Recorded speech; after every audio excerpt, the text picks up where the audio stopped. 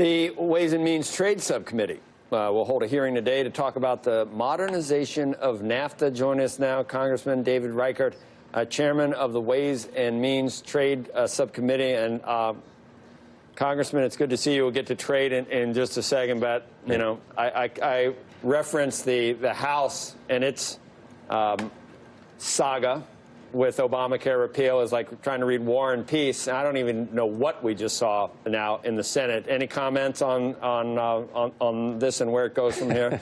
Well, I guess I would describe the situation much like you already have. I feel like we've been on a roller coaster ride here. So I am going to patiently wait and see the final bill that comes out of the Senate to make any comment or make any decisions on how I vote. Do you have optimism that we go, or that you gentlemen now move straight to tax reform, and that might have a better outcome? Or what's a casual observer to think of the way Congress is working these days?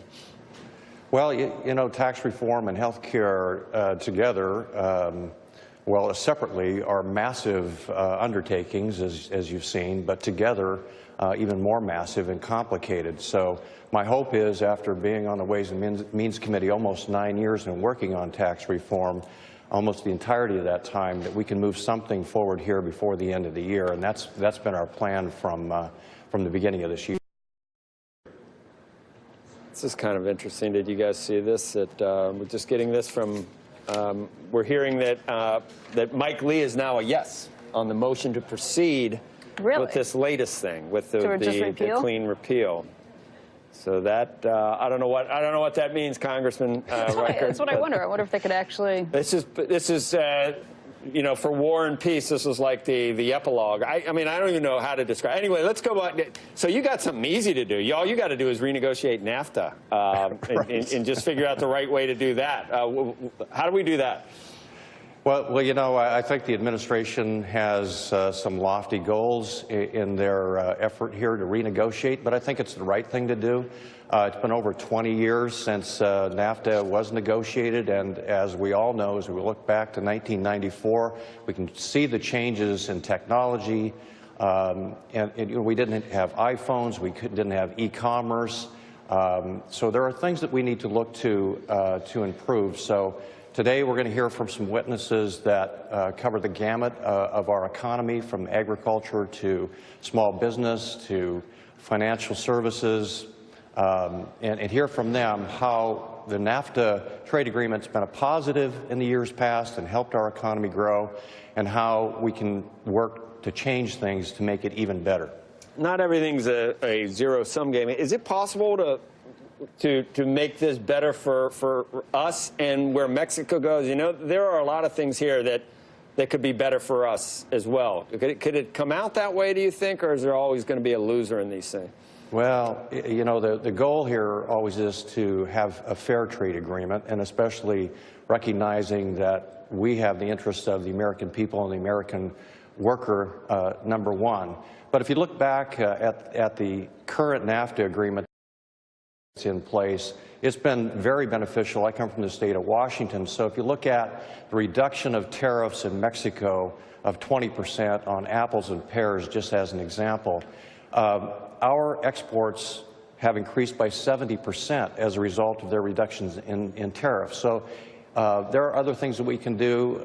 For example, taking a look at the processes now that are used at the border crossings. If we update those and automate those, I think that we can protect American consumers from products that are not healthy, but we can also speed up the process on exports. So I think there's a lot of things that we can do where all three countries will benefit. My opinion is that if all of North America succeeds in strengthening our economy, America will succeed. What do you think are the top three things that President Trump is going to ask for?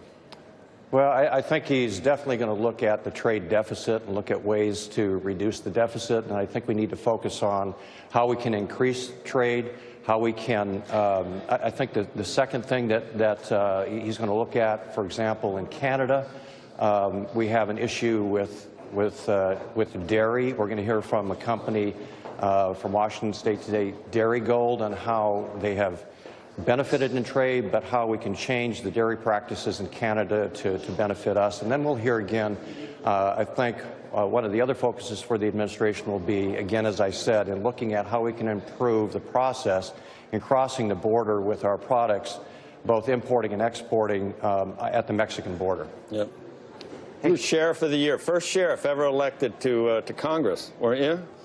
Well, I was one of the few elected to Congress, but the first elected sheriff in King County. You ever rounding some of your colleagues up and just hauling them off? I mean, if I were you, I would. I got my eye on a couple of them, just handcuffs, and just get them the hell out of it. I mean, you ever think about that, or you can't really, I guess? No, I've thought about that. I was a SWAT commander and also a hostage negotiator, so both of those come in handy. All those things are happening in Washington nowadays. Congressman, thanks for your time today. Hey, hold on, Congressman, before you go, I got one important trade question. It's not a NAFTA question, but we have Ben Lair is a digital guy here. And for all the conversation we're having about NAFTA, and we talk about steel and all of these things, we haven't had any real conversation about what's going on with the big Silicon Valley companies in Europe. And I'm thinking of Google, obviously, and Apple. Why are we, in terms of the U.S. government and the administration, not spending time on that? Well, we are spending time on that, but it's not one of those topics that rises to the level of daily news. But it's a part of not only the NAFTA renegotiations, but it's also been a part of the TPP discussions. It'll be a part of the TTIP, which is the European Union agreement that we've been working on. TISA is the high-tech agreement that we've been working on. So it is a part of the conversation. It has to be. And I watched your show a little bit earlier this morning and was interested in the technology discussion around how different platforms operate and how our media will change over the next few years. So that has to be a part of our discussion when we look at trade, because the world is changing so much. Congressman, again, thanks. We appreciate your state, by the way, number one for business this year from CNBC. So number one in traffic, worst traffic too, I think. All right, all right. We appreciate it. And grunge rock. And grunge rock, yeah. Got that going for you. All right.